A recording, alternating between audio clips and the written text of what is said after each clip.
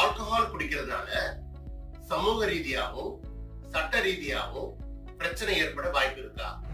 சமூக ரீதியா பாத்தீங்கன்னா நிறைய பேர், பெரும்பாலானவர்கள் ஆல்கஹால் குடிச்சிட்டு வீட்டுல வந்து ஃபேமிலி மெம்பர்ஸோட சண்டை போடுறாங்க.